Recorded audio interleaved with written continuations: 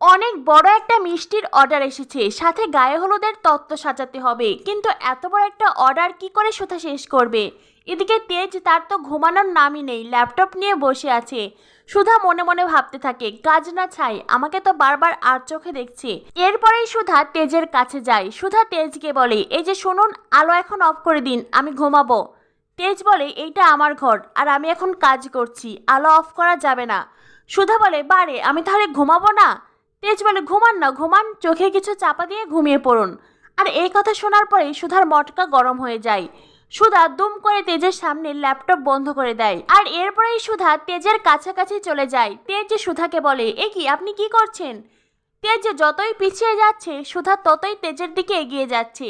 সুধা তেজকে বলে, আমি আপনার কাজটা সহজ করে দিচ্ছি। তেজ বলে, মানে? মানে কিসের কাজ? সুধা বলে, এই যে বারবার আপনি আমাকে আর চোখে দেখছেন, এতে তো আপনার অনেক কষ্ট হচ্ছে। এই নিন, এইবার আমি আপনার সামনে এসেছি, আমাকে প্রাণ ভরে দেখুন। তেজ বলে, মোটেও নয়, আমি আপনাকে একদমই দেখছিলাম না। সুধা বলে, হ্যাঁ দেখছিলেন তো, আমি নিজের চোখে দেখেছি। তেজ বলে, তার মানে আপনিও তো আমাকে দেখছিলেন। সুধা বলে, বারে, একজন আমার দিকে বারবার শুধু আর চোখে দেখছে, আর আমি দেখবো না সে কি দেখছে? তেজ বলে, আমি মোটেই আপনাকে দেখিনি। সুধা বলে, তাহলে কি দেয়ালের রং দেখছিলেন?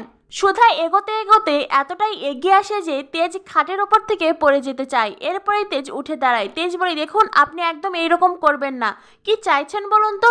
সুধা বলে, বারে, আপনার কাজটাই তো আমি সহজ করে দিচ্ছি। তেজ বলে, আপনাকে দেখতে আমার বয়ে গেছে, আমার না অত সময় নেই আপনাকে দেখা। আর তাছাড়া আমি কাজ ফেলে আপনাকে দেখতে যাব? কাজ ফেলেও আপনাকে দেখবো না, আর ঘুম ফেলেও আপনাকে দেখবো না। এখন আমার ঘুম পাচ্ছে, আমি ঘুমাবো। এই বলে তেজ চাদর মুড়ি দিয়ে শুয়ে পড়ে, তারপরে লাফিয়ে ওঠে। তেজ বলে, না না, আপনাকে আমার কোনো বিশ্বাস নেই, আপনাকে আমি একদম বিশ্বাস করি না। এই বলে তেজ রুমের দরজায় তালা লাগিয়ে দেয়।